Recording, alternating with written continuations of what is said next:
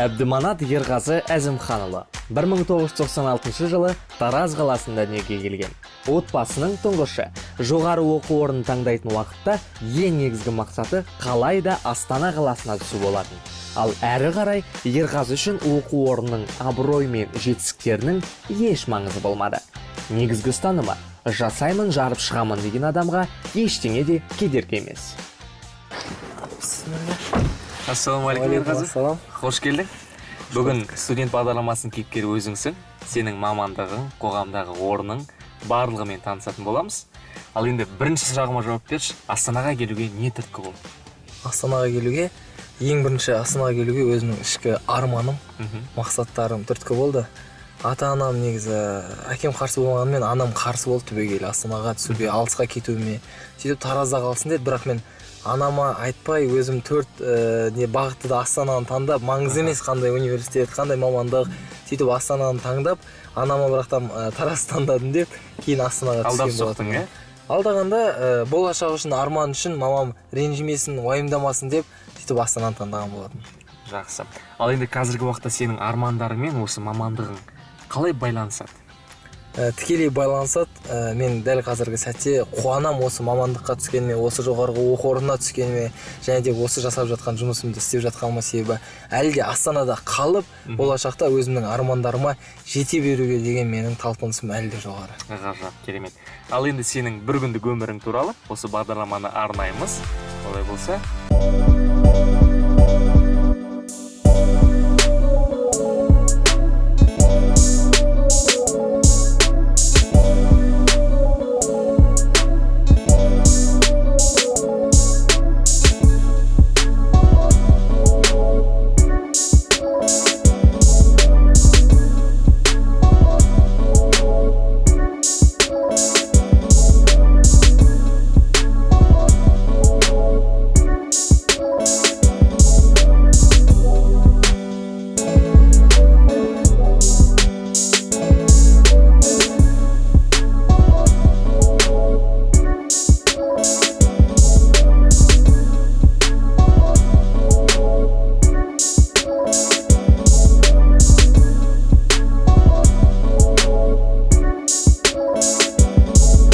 қабырғасында білім алып келе жатқан университетіміз осы. Сәкен ордамызға қош келдің. Рахмет. Жүр, мен саған таныстырайын. Жақсы. Ал енді Ерғазы, мына сенің жетістіктерінің барлығын мен тізбектеп шықтым. Менде мынандай өте көп деген сенің жетістіктерің жазылған парақша, мені көрдің ғой, Ал енді осыны ақырындап бастасам. Қазіргі сен Астана қаласы жастар мәслихатының басшысы және хатшысы екенсің, Жыл патриоты номинациясының иегері. Жыл патриоты номинациясының иегері. Қытай елшілігінің халықаралық грантының жеңімпазы. Мынаның барлығын тізбектей беретін болсам, мынаның түбіне жеткенше біраз уақыт кететін сияқты, Енді қысқадан нұсқа айтып шығайын. Сен спортта футболды өте жақсы сүйіп ойнайды екенсің. Жайдарманның көңілді тапқырлар алаңының бірден бір керемет ойыншысың, Қазіргі уақытта сенің жасың бар болғаны 22-де, Уақытты үнемдеудің сырын айтшы. Меніңше тура уақытты үнемдейтін сырды сен ғана білетін сияқтысың. Онда тұрған ештеңкесі жоқ. Үнемдеудің де ең бастысы істеп жүрген ісіне сүйіспеншілікпен қарап, ол ісіңді кәдімгідей жақсы көретін болсаң, ниетің болса, құлшынысың болса, ең бастысы сол жұмысқа деген барлығына үлгеруге болады. Себебі орыстар айтады ғой, если сильно захотеть, можно в космос полететь. Сол себепті кез келген нәрсеге уақыт табылады. Ендеше бастайық, таныстырайын.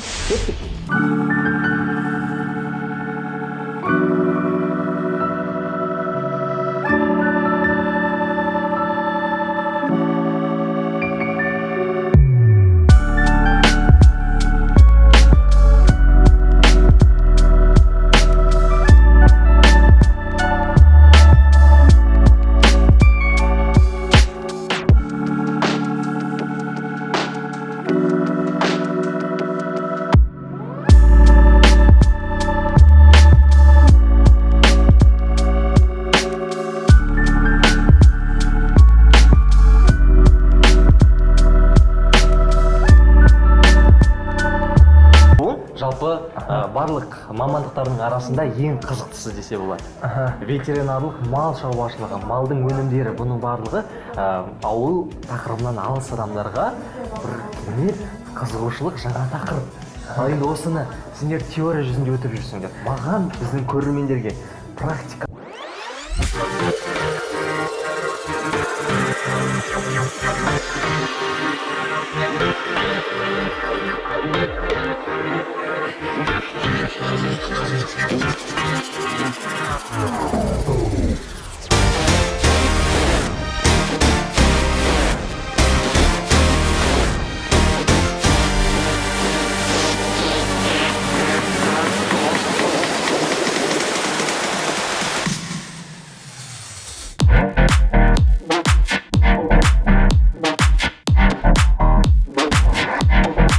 Біз тік ішек арқылы біз сиырдың буаздылығын анықтайтын боламыз. Яғни сиыр буаз немесе буаз емес екенін соны анықтайтын боламыз.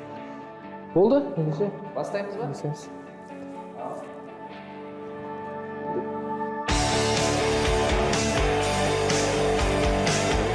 Міне Бекболат, біз осы тексеруден сиырдың буаз емес екенін анықтадық. Енді осы сүтке біз сараптама жасасақ, жалпы қандай құрамында, қандай пайдалы біздің витаминдеріміз бар, жарамдылық мерзімі қандай, қалай қолданамыз, осы туралы түсіндіріп берсең. Біздің мамандықтың жалпы басты жұмыс жасайтыны осы сараптаумен айналысамыз. Осы себепті енді сүт келген кезде біз сүтті pH-қа, енді ол жалпы тілмен айтқанда pH-қа, тығыздыққа тексеру керекпіз, тазалыққа тексеру керекпіз. Сол себепті дәл қазіргі сәтте біз тығыздыққа тексеретін боламыз. 250 құямыз. 250 миллиграмм, иә? Себебі ол кітапта жазылған нұсқаулық бойынша. Тығыздық бізге қаншалықты маңызды? Ол тығыздық деген, мысалы, ол тығыздылығының өзі, тазалығының өзі өзінің нормасынан асып кетсе, ол адамға қолданысқа жіберуге болмайды тұтынушыларға. Түсінікті ғой? Сол себепті бізде барлығы нормада болу керек. Бұның сақталу мерзімі, өтіп кетпеуі, соның барлығы, тығыздығы да, тазалығы да барлығы нормада болу керек. Сол кезде ғана адам тұтынушы оны қолдана алады. Біз қолданысқа сол кезде ғана жібере аламыз. Әлеуметті түрде аламыз. Сондай аспап және де мына абайлап қатты тигізіп алмай ішіне салу керекпіз. 30-ға келіп тоқтады. Енді біз осыны абайлап алып, қазір арнайы нұсқаулық бойынша қарау керекпіз. Тығыздылығы орташа деңгей көрсетті ме, жоғары деңгей көрсетті ме?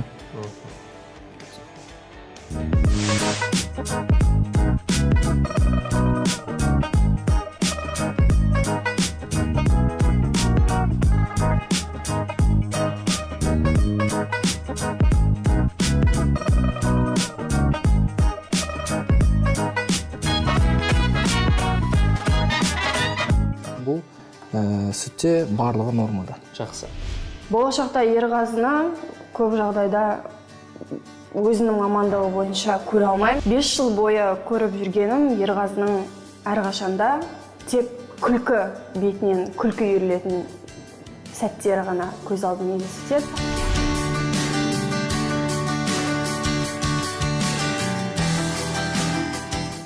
Міне менің жұмыс орным, Мүшелер Нұр Отан партиясы. Сабақтан кейін осында жұмысқа келеміз.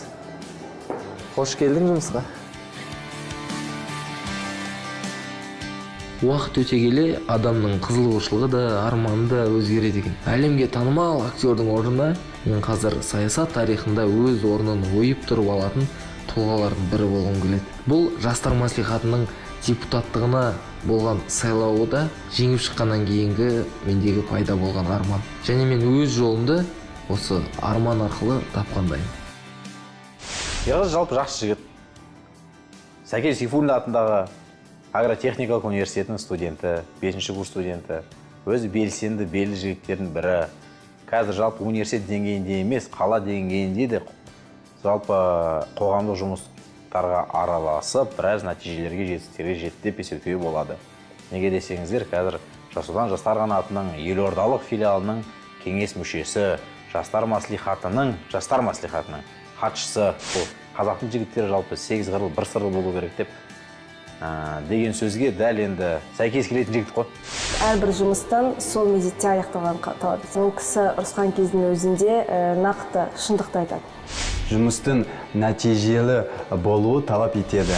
Қазіргі жастардың, әсіресе елордада жүрген жастардың барлық биікке жететін енді бір табысты болуына мүмкіндіктер жасалған.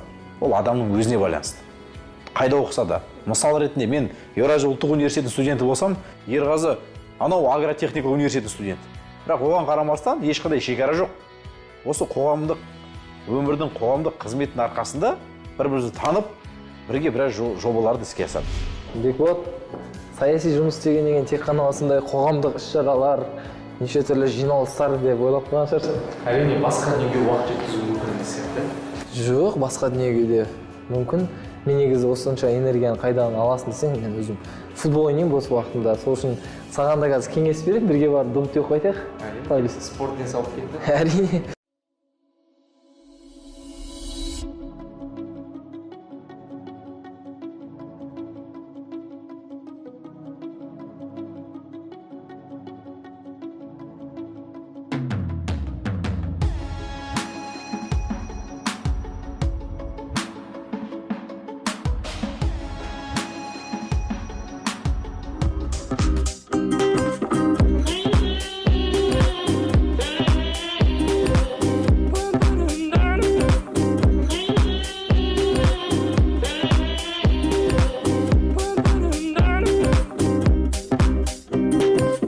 Мектеп кезінен футбол спортымен кәсіби түрде айналысып, Тараз қаласының құрамасында ойнаған.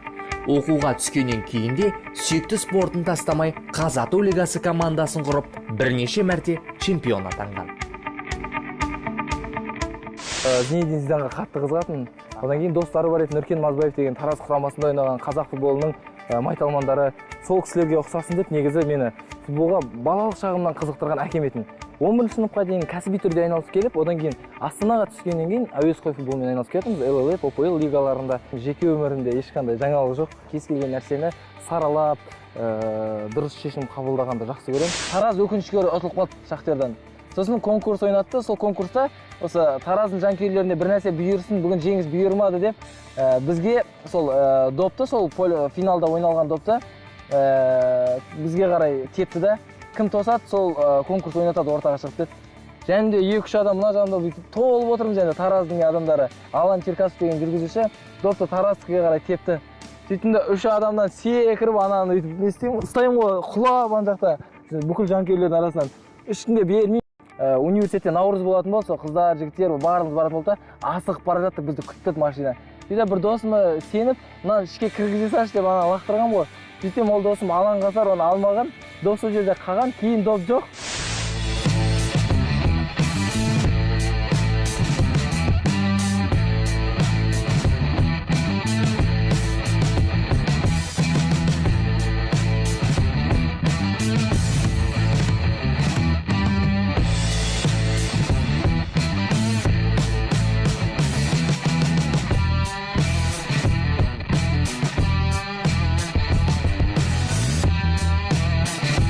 Қазіргі жетіп жатқан жетістігі сол еңбекқорлығының арқасында болар.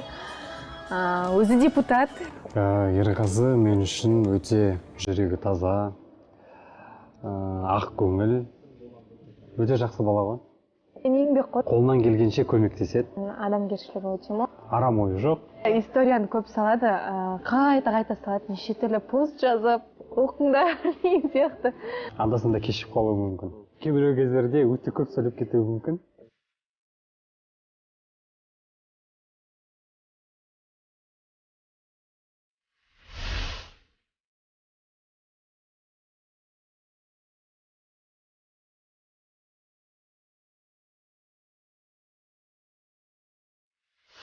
Сол жастарға айтарым, ең алдымен жас кезден абырой жинау керек та. Сосын қасықпен жинаған абыройды шелекпен төкпеу керек.